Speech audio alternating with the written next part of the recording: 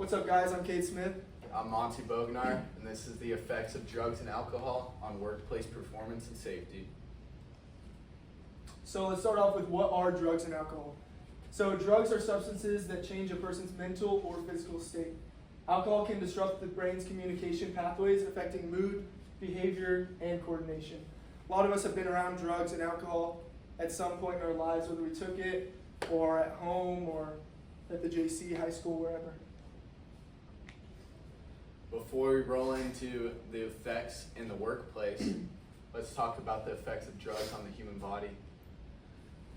Some effects can be slowed or even stopped breathing, which could cause death, some kidney damage or failure. It can alter your mood, perception, and your cognition. It can change your brain structure and even lead to memory loss, and sometimes mental health disorders. It can cause addiction to drug-seeking behavior, lead to some risky behaviors, including unprotected sex, driving under the influence, or even criminal activities. Some drugs can even increase the risk of infectious diseases such as HIV or hepatitis. Chronic drug use can accelerate the aging process as well. Just bad stuff overall. We don't want any of that. Now, some of the effects of alcohol on the human body. It slows down brain function and impairing cognitive functions. It can lead to slurred speech, memory lapses, and even unconsciousness. It can lead to brain shrinkage as well. No one wants that. It can cause temporary increases in heart rate and blood pressure, and it could even lead to irregular heartbeats. Alcohol can also raise the levels of certain fats in the blood, like triglycerides. Excessive drinking can overwhelm the liver, leading to a buildup of toxic substances like acetaldehyde. Alcohol irritates the lining of the stomach, which can cause gastritis, and even can temporarily weaken the immune system, making the body more susceptible to infections. Bunch of bad stuff, for sure. So the effects in the workplace and safety. So first thing is impaired judgment and decision making. This is obviously crucial when you're working any sort of job or doing any task. You want to make sure you're in the right state of mind, and you can't really do that when you're under the influence. Decreased productivity. Same thing, very important. You want to make sure you're getting your work done. You're productive, and you just work for the best of whatever time you're there for. Increased accidents and injuries. This is huge. This goes along with the safety aspect of it. If something happens, especially while you're under the influence, this could be a huge lawsuit or it could cost the company a lot of money. Negative impact on workplace relationships. When you hear about people who are drinking a lot of alcohol or doing drugs, you hear about it affecting their relationships with family, friends, etc. This is the same thing with workplace relationships. We don't want any of that. We want everyone to be working together, nice and perfect in the team. Couldn't have said it better myself. Appreciate it, Monty. So the effects continue. It can lead to legal and financial consequences. We talked about that a little bit on the last slide. Lawsuits and such from safety issues and etc. Health and well-being issues. When you're under the influence of any drugs and alcohol, that's not the healthy thing to do, and you're not going to be safe overall. It'll be a lot harder. Impact on reputation. If, say, there's a drunk person at McDonald's, if they're messing up your order and they're over there in the back, not doing the right thing on the job, you're going to be like, dang, like that McDonald's sucks, and that's horrible for the company, and that could cost them a lot of money. Okay, so that was a lot of boring information. Now we're going to have a little more fun. Here's some real world examples. We have Bobby Lee, who, in his own words, said he was so high and drunk on the set of And Just Like That he could barely read his script or say his lines. That's crazy. That's just unacceptable in the workplace. You can't have that. Michael Jackson, he's another one. He was a really famous singer, but unfortunately, drugs cut his life short. Would you like to tell them about Yeah, Ravis? for sure. This is actually a real world example. This person's name was Ravis Plastic. He went to the JC and played baseball here. couple years back, before any of our time, I want to say 10 years back, somewhere around there. He was basically out partying the night before. He got a little drunk. He ended up coming to practice that next morning for a lift, if I'm not mistaken. And it came up to where he was smelling like alcohol, and the coaches noticed it, and he got suspended for a couple weeks. It actually really hurt him and his career overall. Yeah, Ravis, if you're listening to this, we wish you the best, man. Mm-hmm. Just really unfortunate what It happened. really is. All right. This is the fun stuff. This is where we have fun. Cade? Live demonstrations. First off, is there anybody in the crowd with us today that would like to help us with these live demonstrations? Gavin, right up here. Can we give Gavin a round of applause?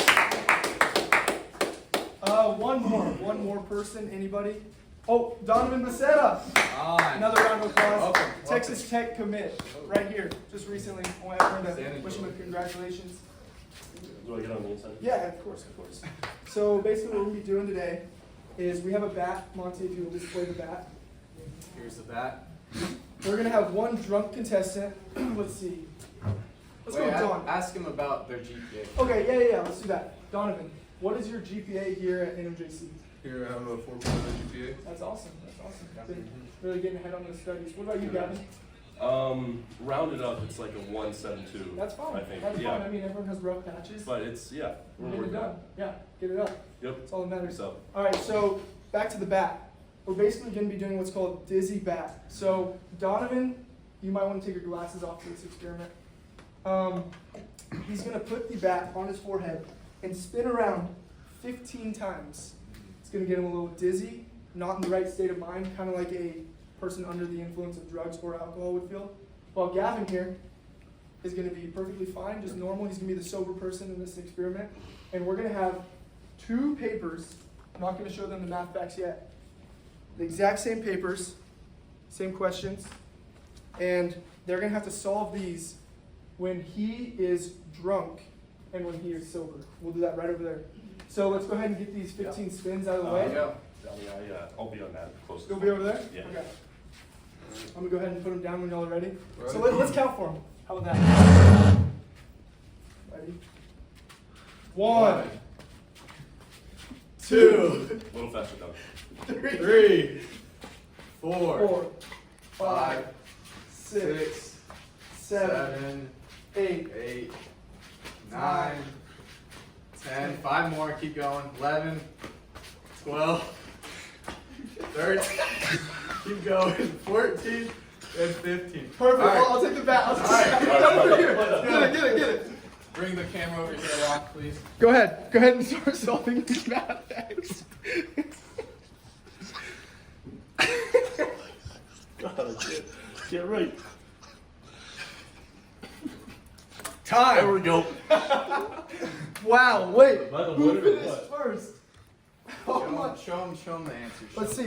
We're gonna have to definitely check these answers, but it looks like Gavin had 96, Yep. 98, 7, 17, and 32. While Don had he had 102 and 36. Interesting answers. So one of these is gonna be correct. Let's hope so. We'll we'll go ahead and check these. We'll have Well- someone in the audience can check. Pretty clear Donovan's are not right. 12 times 8 is 96. 14 times 7 is 98. 28 divided by 4 is 7. 19 minus 2 is 17. 14 plus 18 is 32. Gavin, congratulations. Thank you so much for What do I get? participating. Give you some back. Okay. Good job. Thank you. Thank you, Donovan. As you did can good see, too. as you can see, the man who is under the influence, his performance was greatly reduced.